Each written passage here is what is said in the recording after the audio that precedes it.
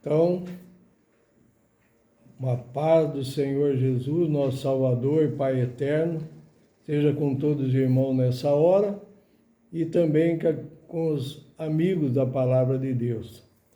Nós já estamos avançando no estudo da lição da Escola Sabatina. Essa lição ela tem por título geral Vida do Cristão. E aí nós estamos avançando para a lição 13 já. As duas lições anteriores falaram do vestuário e mais antes falando do lar, do cuidado dos filhos e assim por diante. Então o assunto de hoje é preservando a pureza.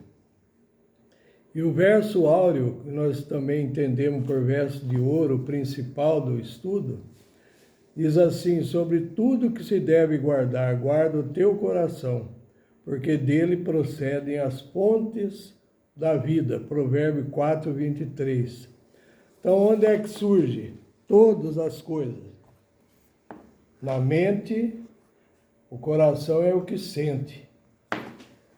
E aí, então, Jesus mesmo, ele diz que ali procede muita coisa má, dos maus pensamentos, dos desígnios maus do coração. Na primeira pergunta, nós lemos assim: a fim de que os filhos tenham pureza de vida, como os pais devem se manter. Aí nós temos um texto aqui, primeiramente, no livro de Gênesis, capítulo 39, e o verso 9. Lemos assim, 39, verso 9.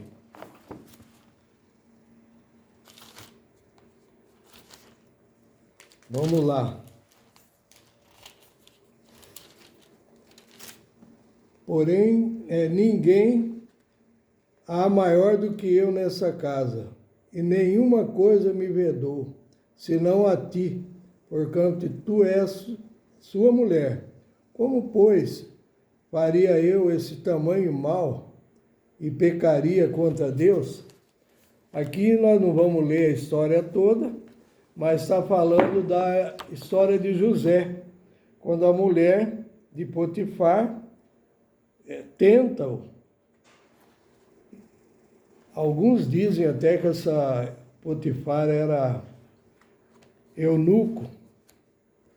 Não temos ainda uma prova cabal, mas pode ser que sim. E essa mulher então se ofereceu a ele.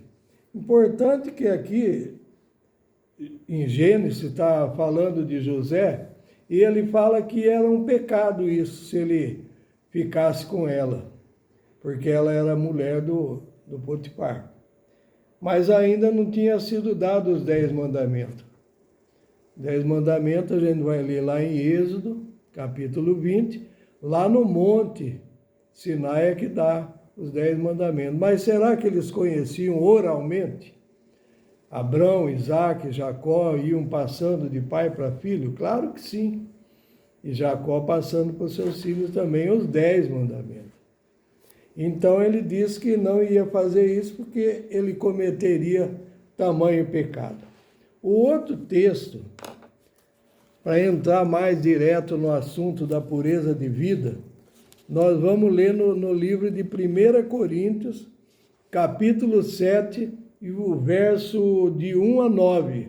Para nós, como movimento adventista naturista sétimo dia, eu vou contar a história logo em seguida, foi um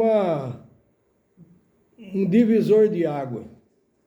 Daquilo que nós tínhamos aprendido de alguns pastores, de alguns líderes das igrejas que nós pertencíamos. E esse texto, então, foi o que libertou a mente de alguns que vieram também com esses pensamentos errôneos sobre a questão sexual. Então, o texto que nós vamos ler aqui fala assim: ora, quantas coisas que me escreveste, bom seria que o homem não tocasse em mulher, mas por causa da prostituição, cada um tem a sua própria mulher e cada um tem o seu próprio marido.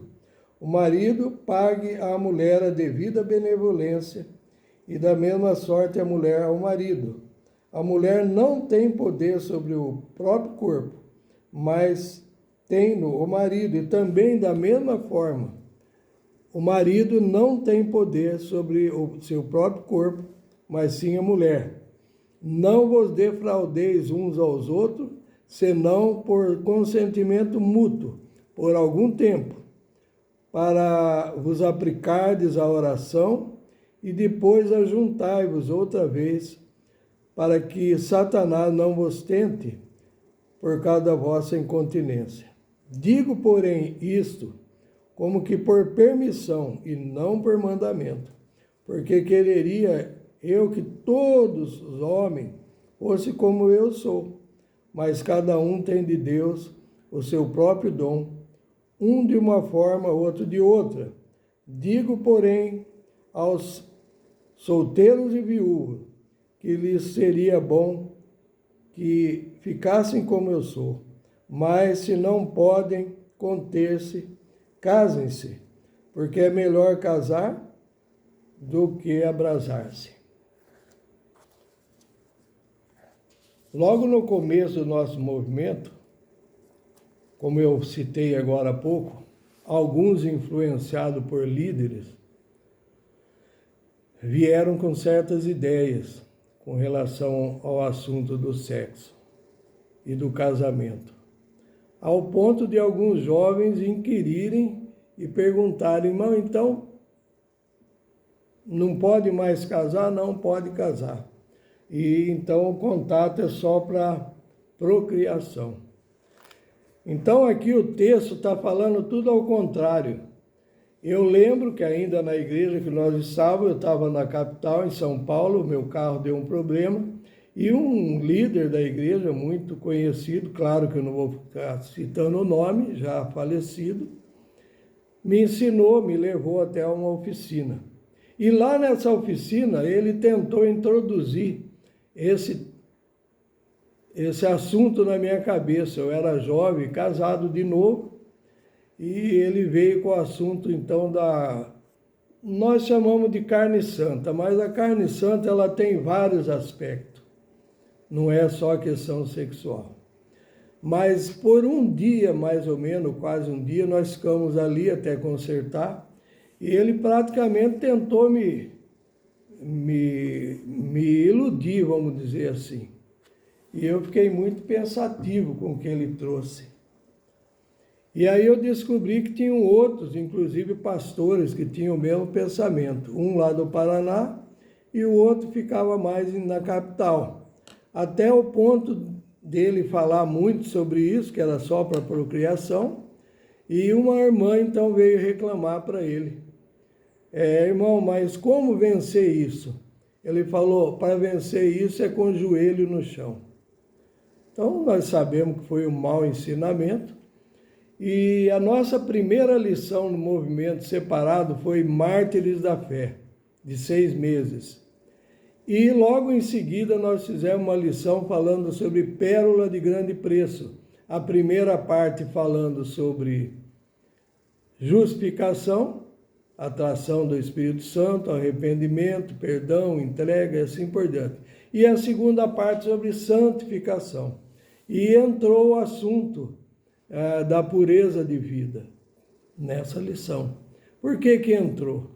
Nós estávamos numa reunião de nós que tínhamos sido excluídos, e como veio algumas pessoas que nem eram praticamente ligadas a nós totalmente, mas queriam influenciar a mente dos nossos irmãos, e nessa reunião um irmão Jorge Agarde,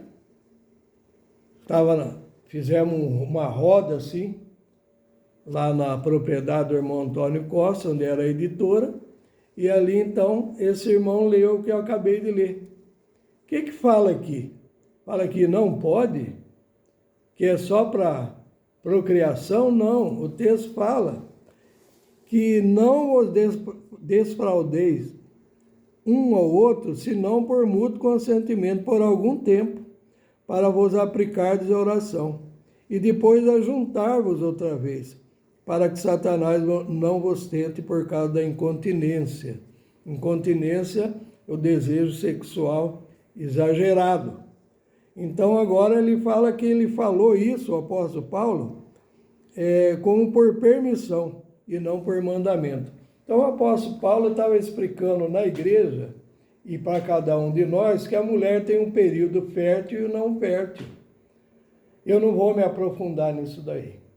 Eu vou ler a nota, e a nota era mal entendida também por alguns, e aqui nós vamos ver que é diferente que foi escrito. Na primeira parte, orientação à criança 114. Os pais e os tutores devem manter eles mesmos pureza de coração e de vida, se quiserem que os filhos sejam puros. Devem dar a necessária instrução e, além disso, exercer contínua vigilância. Cada dia, novos pensamentos despertam na mente do jovem. Fazem-se novas impressões em seu coração. As associações que formam, os livros que leem, os hábitos que acariciam, todos devem ser vigiados. Por quem? Pelo pai, pela mãe, pelo responsável, pela igreja. E aí o outro texto, segundo testemunho para a igreja, 472, primeiro testemunho celeste 267, muitos pais não obtêm o conhecimento que deviam em sua vida matrimonial. Não se guardam para que Satanás não se aproveite deles, controlando-lhes a mente e a vida.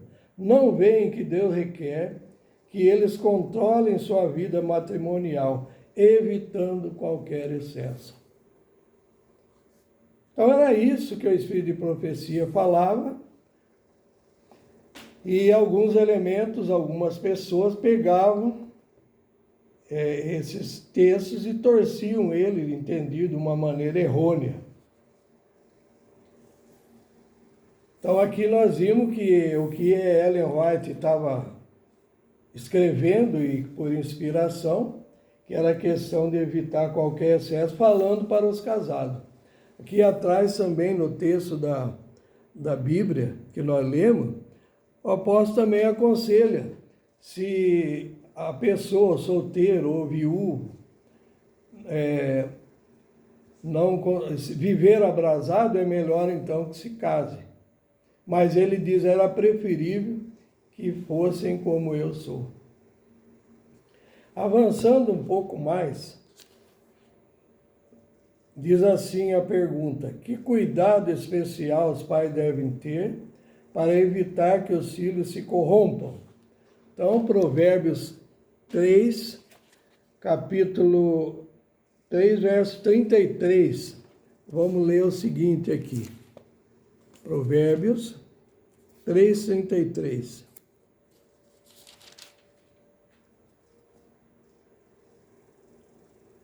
A maldição do Senhor habita na casa dos ímpios, mas a habitação do justo ele abençoará. Então, está bem claro aí que pode haver uma maldição, mesmo que a pessoa ache que é um cristão. E aí o conselho, a pergunta lá atrás foi o auxílio para ter pureza de vida, os pais precisam o quê? Também ter pureza de vida. E agora, que cuidado os pais devem ter? Se os pais desejam que os filhos sejam puros, devem rodeá-los de companhias puras, que Deus possa provar. Esse texto está no Christian Temperance and Bible Hygiene, 142. E o outro texto, orientação à criança, 114. Com que cuidado devem os pais proteger os filhos de hábitos descuidados, frouxos, corruptores? Pais e mães, reconheceis a importância da responsabilidade que sobre vós repousa? Permiti que vossos filhos andem em companhia de outras crianças, sem estar de presente para saber que espécie de educação estão recebendo? Não os deixeis sozinhos com outras crianças. Dai-lhes o vosso cuidado especial. Sabei cada noite onde estão e os que estão fazendo. São puros em todos os seus atos? Foram por nós instruídos nos princípios de pureza moral? Esse texto saiu também no manuscrito, página 119, manuscrito 119 de 1901. Na terceira pergunta, lemos assim: como era o procedimento da irmã White nesse sentido? Ela deu o conselho e como que ela fazia? Então, primeiro nós vamos ler aqui Provérbio 4, verso 13. Lemos assim: pega-te à correção e não alargues, guarda, porque ela é a tua vida, falando da correção. E o texto, ela escreve da experiência dela. Orientação à criança, página 114. Também foi tirado do Solemn Appeal, 56, possivelmente um folheto. Vizinhos podem permitir aos filhos virem à nossa casa passar a tarde e a noite com vossos filhos. Eis aqui uma prova e uma escolha para vós. Correr o risco de ofender os vizinhos, enviando seus filhos para casa, ou agradar-lhes deixando-os dormir com vossos filhos, e assim expondo-os a serem instruídos naquele conhecimento que para eles seria uma maldição por toda a vida. Para evitar que meus filhos se corrompam, não lhes tenho permitido dormir na mesma cama ou no mesmo quarto com outros meninos, e quando a ocasião exige, ao viajar tenho feito para eles uma cama humilde no assoalho, de preferência a tê-los dormindo com outros. Tenho procurado evitar que andem em companhia de meninos grosseiros e rudes, e lhes tenho apresentado incentivo para lhes tornar a ocupação em casa alegre e feliz. Outra pergunta, pergunta 4. Como desviaremos as crianças da corrupção moral? Provérbio 8, 12, primeiramente. Vamos ler aqui. Provérbios 8, 12.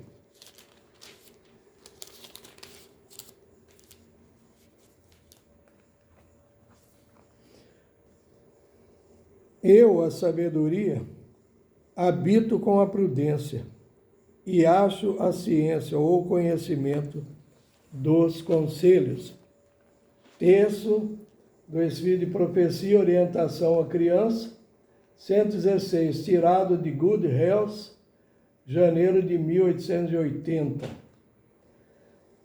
Se na terra infância a mente dos filhos se encher de imagens agradáveis de verdade, de pureza e bondade, formar-se-á um gosto pelo que é puro e elevado, e sua imaginação não se tornará facilmente corrompida ou poluída. Ao passo que, seguindo o procedimento oposto, se a mente dos pais se demoram continuamente sobre cenas baixas, se sua conversa se prolongar sobre aspectos objetáveis de caráter, se forma um hábito de falar, queixando-se do rumo que outros têm seguido, os pequeninos tirarão lições das palavras e expressões de desprezo e seguirão o pernicioso exemplo. Como a nódoa da lepra, o mal impresso, a ele se apegará na vida posterior. Quinta pergunta: o que tem sido a causa de degeneração da raça humana? No livro de Romanos 1, 24 a 28, lemos assim, Romanos 1, 24 a 28.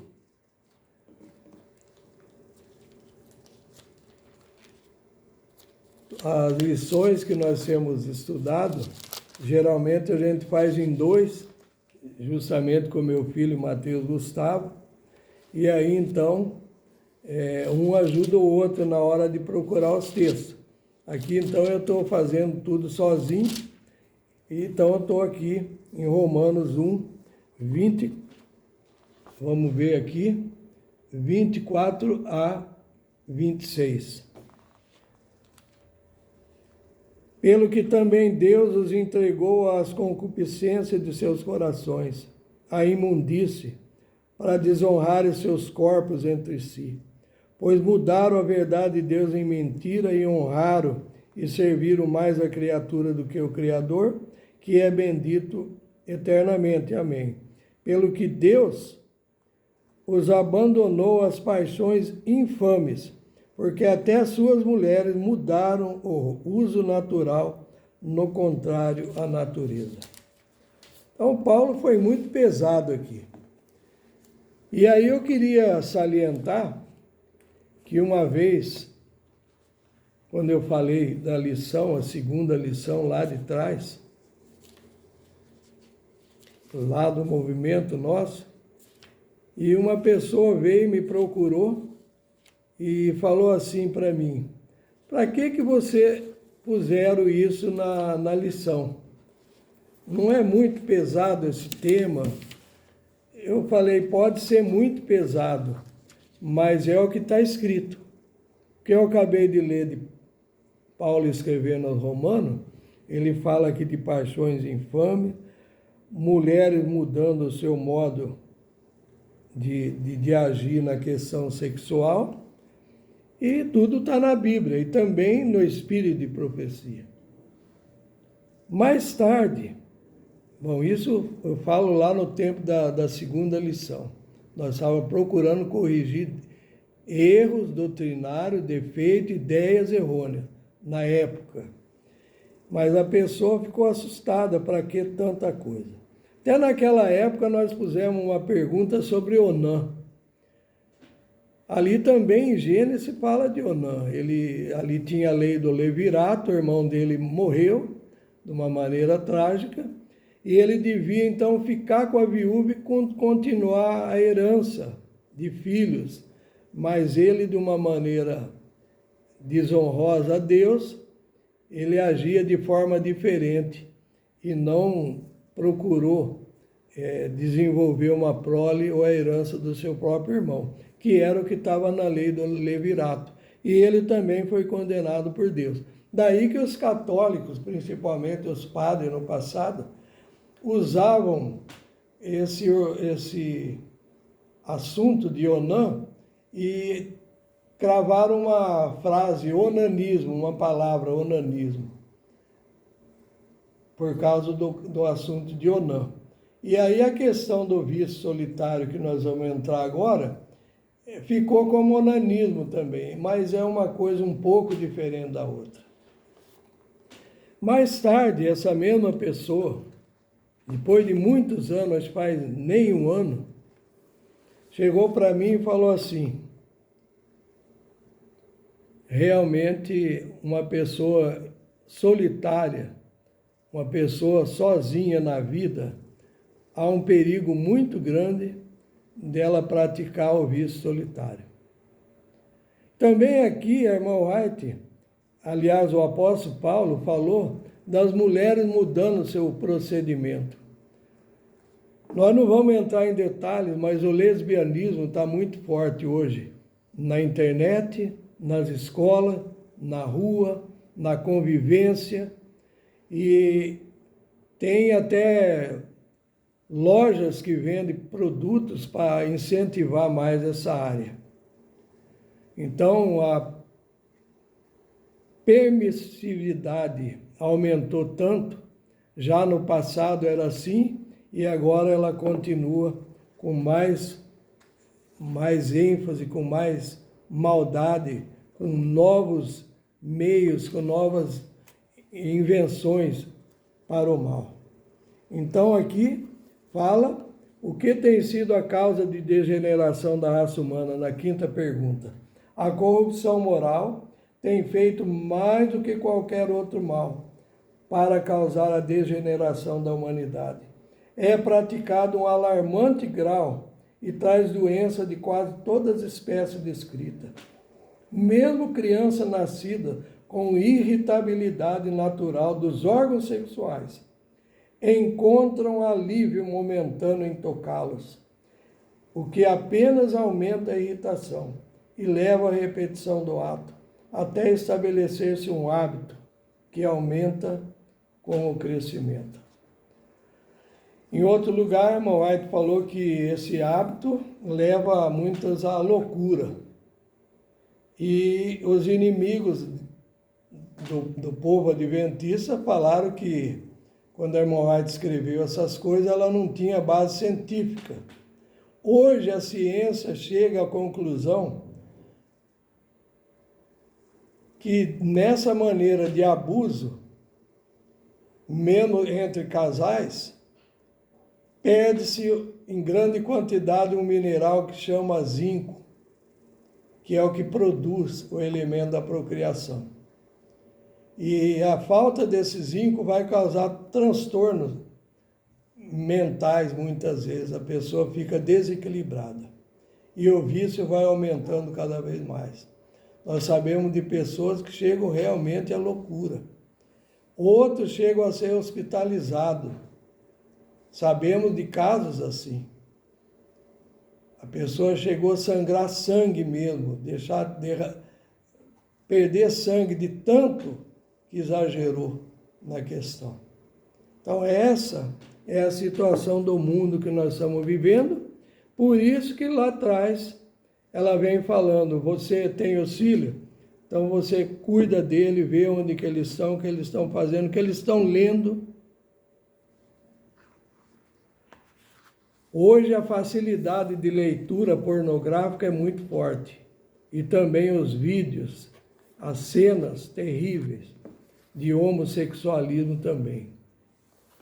Aí então na sexta pergunta fala assim, por que os filhos também demonstram tendências sensuais muito fortes? Aí nós vamos de novo em Romanos 7, verso 5, que diz assim,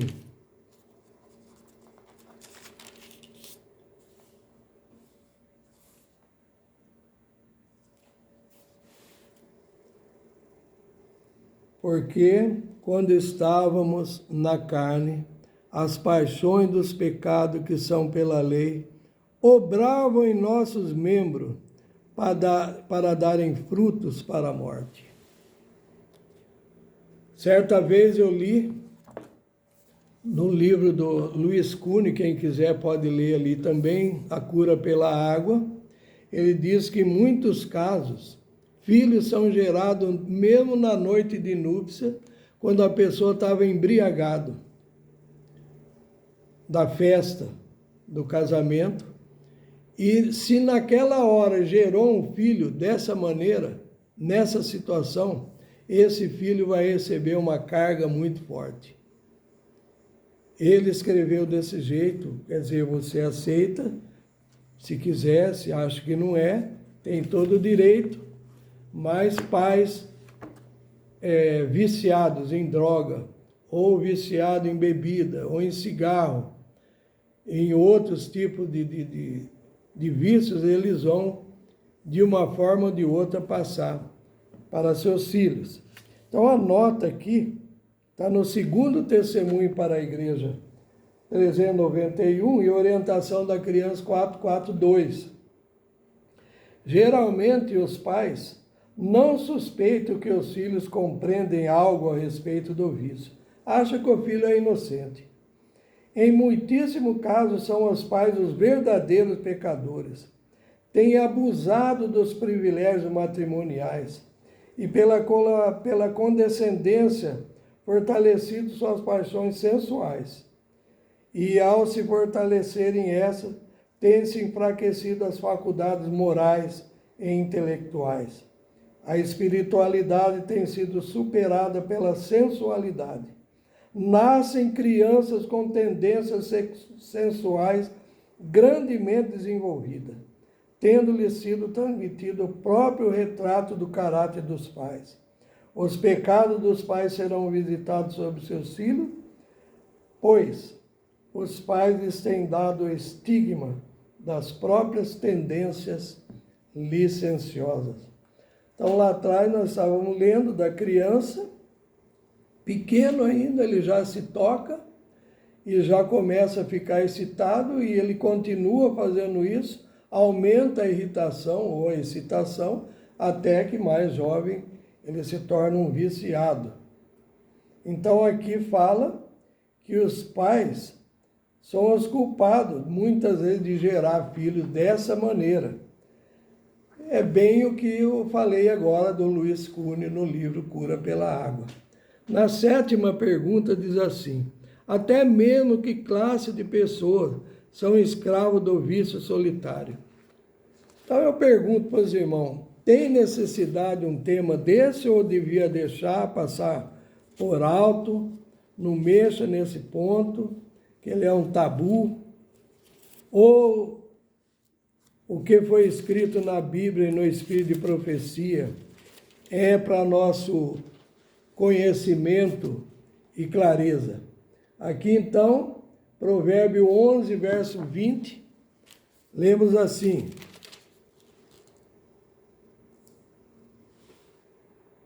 abominação para o Senhor são os perversos de coração, mas os que são perfeitos em seu caminho são o seu deleite. Então nós vamos agora à nota da pergunta 7, que está no segundo testemunho para a igreja 468, orientação à criança 442. Tem-me sido mostrado, o que foi a pergunta? Até mesmo que classe de pessoas são escravos do vício solitário. Aí ela começa escrevendo: tem-me sido mostrado que pessoas de comportamento aparentemente bom, que não tomam injustificável liberdade com outro sexo, não fica assediando ninguém, eram culpados de praticar o vício secreto quase todos os dias de sua vida.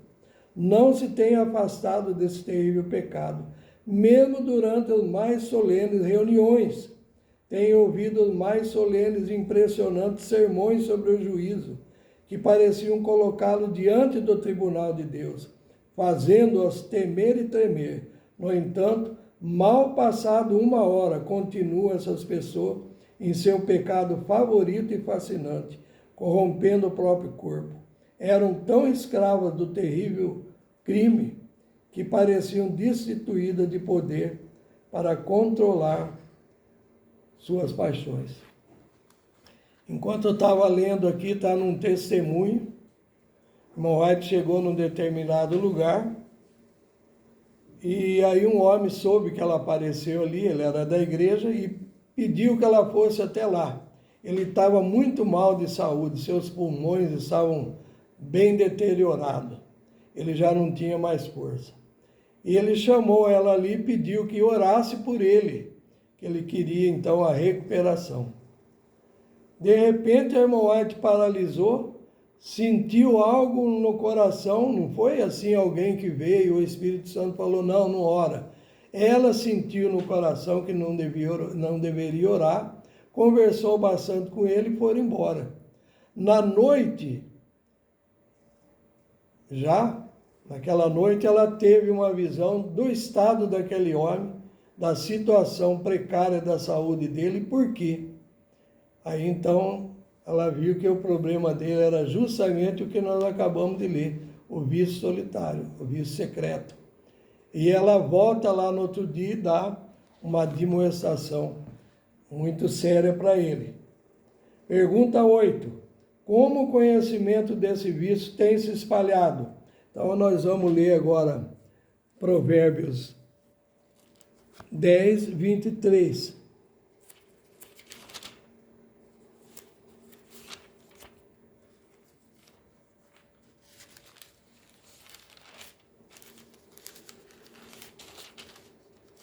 Lemos assim: um divertimento é para o tolo praticar a iniquidade. Para o homem entendido, o mesmo é ser sábio. Então, o homem entendido, o divertimento dele é ser sábio, e do ímpio, o tolo, o divertimento dele é praticar a iniquidade. E aí a pergunta foi: como o conhecimento desse vício tem se espalhado? Orientação a crianças 443.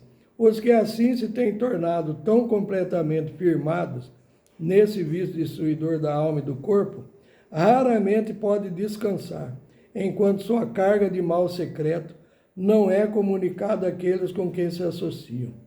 Desperta-se a curiosidade, e o conhecimento do vício é passado de jovem para jovem, de criança para criança, até dificilmente encontrar-se um que ignore a prática desse pecado degradante. Então, que jeito que é passado? Que jeito o conhecimento é espalhado? Um jovem que tem o vício, ele ensina para outro, uma criança que tem ensina para outra, e aí o mal vai alastrando, vai se corrompendo cada vez mais. Acabamos de ler agora que o divertimento do tolo é praticar a iniquidade. Na pergunta 9 diz assim: quantos males o vício secreto acarreta? Aí nós temos aqui Provérbio 11, verso 21.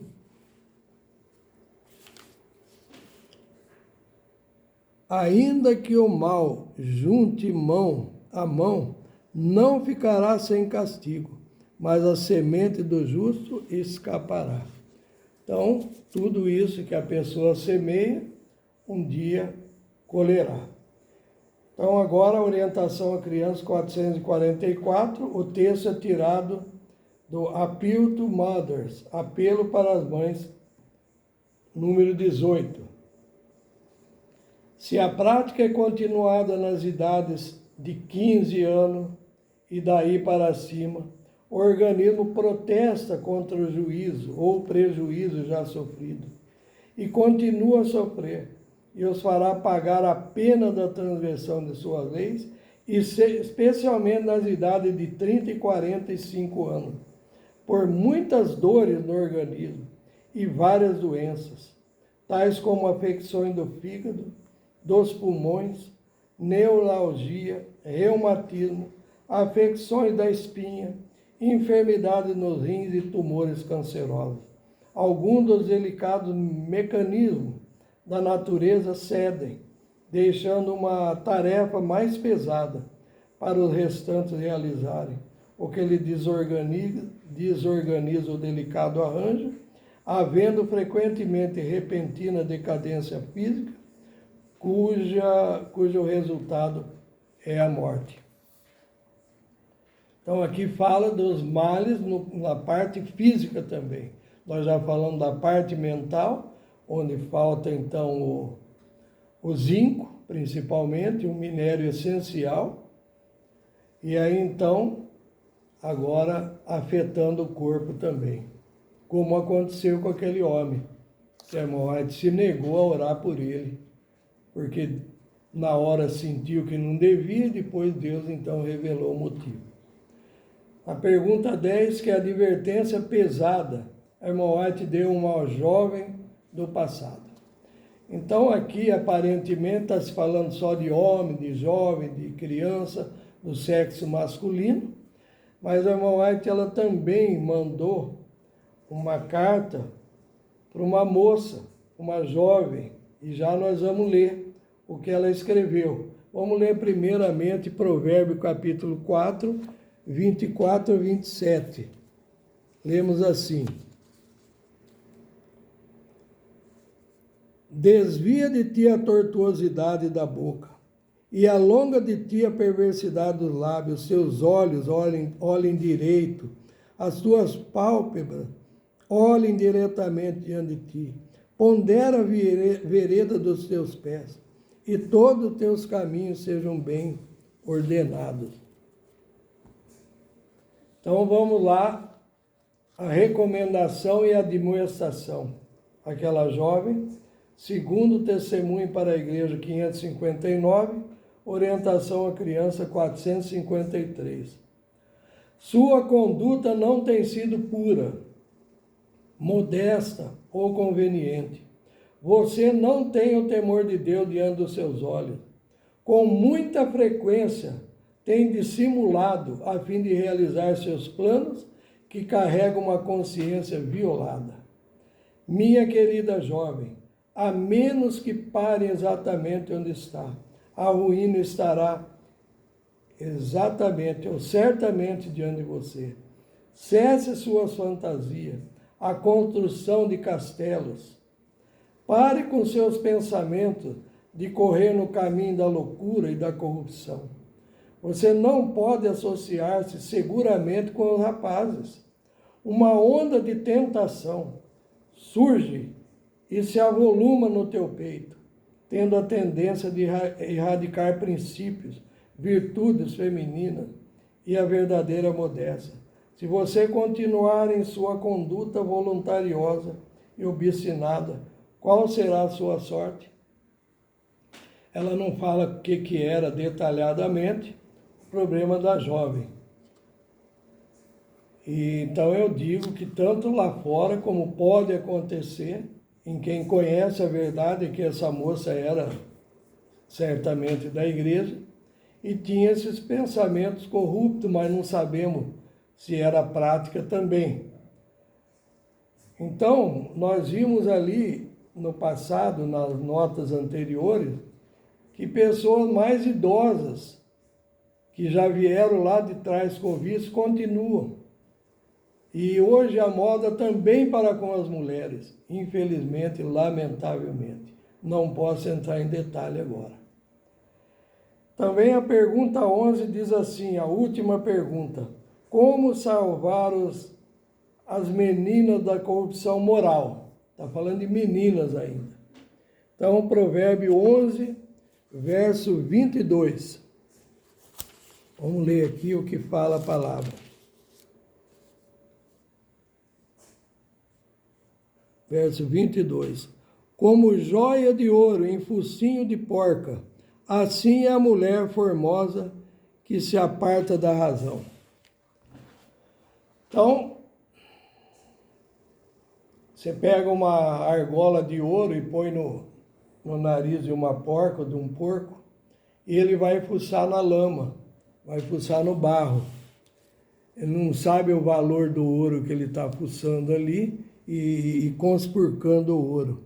E aqui então fala que uma mulher formosa, que não se domina, que se aparta da razão, é igual a uma porca, que tem o anel de ouro, o seu focinho com uma peça de ouro e vai lá mexer no barro. E aí então a pergunta foi: como salvar as meninas da corrupção moral? Que instrução para quem agora aqui? Para as mães. Orientação à criança 455. Também está no segundo testemunho para a igreja 482.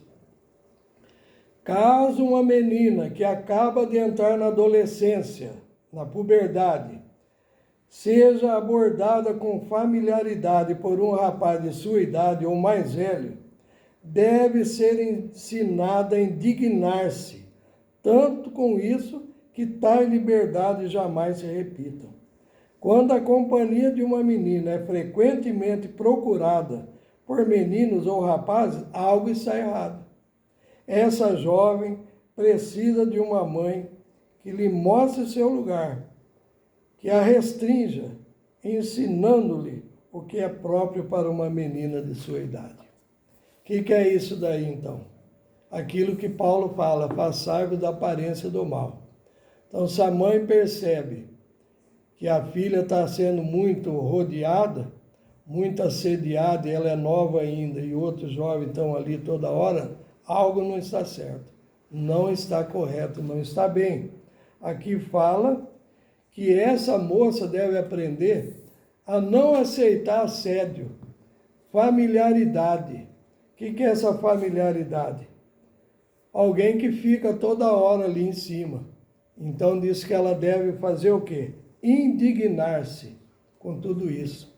Assim como uma mulher madura já está bem experiente da vida, e um homem pode vir com assédio, com uma conversa diferente, ela tem que saber como enfrentar a situação. Então a mãe deve passar isso para a filha e ensinar como deve ser. Então eu termino aqui a minha parte. Que Deus abençoe a todos, que possa servir de exemplo, de instrução, de advertência para nós e que o Senhor possa nos livrar de todos esses males. Amém.